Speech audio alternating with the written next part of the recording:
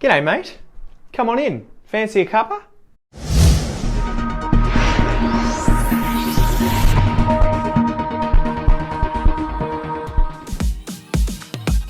Alright, today guys we're going to go through the expression fancy a cuppa in Australian English. So this is an Australian slang term that is used all the time in Australian English, especially with the older generation. The younger generation might not use this as much, but maybe the older I get, the more I'll start using it. Anyway, I love this expression. Let's get into it. So, the expression is fancy a cuppa. Fancy a cuppa. Let's break this down. Fancy here, if you fancy something, it is that you desire that thing, you like that thing, you want that thing. If you fancy going to the beach, you want to go to the beach. If you fancy eating a pizza, you want to eat a pizza. Maybe you fancy sitting down, you want to sit down. You desire the thing, you like the thing, you want the thing, okay? To fancy something. We often use this in Australian English.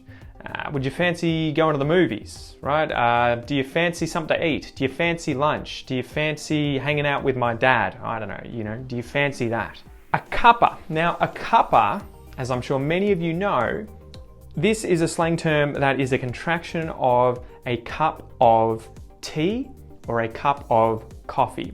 What we've done is we've removed the word tea or coffee and we've just turned it into a cup of, a cuppa, a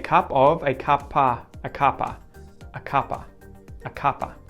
So, I think you now know what the expression fancy a cuppa means. It's a question asking if someone desires, if they want, if they would like a cup of tea or a cup of coffee, right? Fancy a cuppa?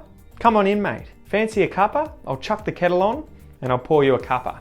So this is a big part of Australian culture. If you come to Australia and you travel around the place and you meet people, they invite you into their house, they might offer you a cup of tea, and this phrase is going to be heard all over the place, all over the shop. They're going to say fancy a cuppa.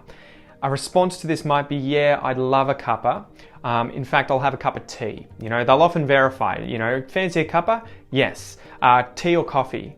I'll have coffee. I'll have tea, okay? I fancy a cuppa. I fancy a cup of coffee, cup of tea, okay? Now, to talk about this, I thought I would mention that the older generation tends to use this. My grandparents would use this probably more than my parents, although my parents don't drink tea or coffee, so that's probably a big reason they don't use it. Not because of their age. And I wanted to mention too some of these familiar words that are used by Australians in informal situations when referring to people one-on-one. So they might say something like, fancy a cuppa dal. So fancy a cuppa dal, which is short for darling, right? It's an endearment term, a term of endearment, usually used by women, okay? Another one by women might be love. Fancy a cuppa, love? And again, these are used by these older women on people of their age, but also younger people. So if you went to someone's house, they might say to you, fancy a cuppa, love? Fancy a cuppa, dal? Do you want a cuppa? Now, if you're a man, you might say mate. Fancy a cuppa, mate? Do you fancy a cuppa? Would you like a cup of tea or a cup of coffee? Fancy a cuppa, mate? Okay, so if you're a girl, if you're a woman, in the older generation, you might say love or dal. If you're a man, you might say mate. Okay, fancy a cuppa. Fancy a cuppa, mate? Now, before we finish up, guys, I thought we could talk a little bit about pronunciation. So I want to go through the phrases, would you fancy a cuppa? And do you fancy a cuppa? But I want to talk about how these phrases change the faster we speak. So this is connected speech, and specifically it's called assimilation, where you have two sounds joining together, or at least one after the other, where those sounds join to become a different sound. So have a listen to these two phrases and see if you can hear the change in sound when I say them one after the other, okay? Would you fancy a cuppa? Would you fancy a cuppa? Would you fancy a cuppa?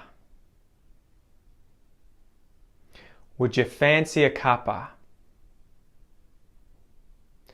Do you fancy a cuppa? Do you fancy a cuppa? Do you fancy a cuppa? Do you fancy a cuppa?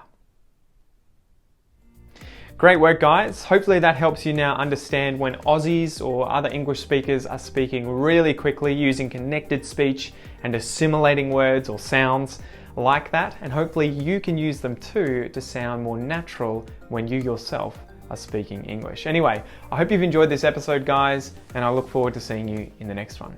Peace.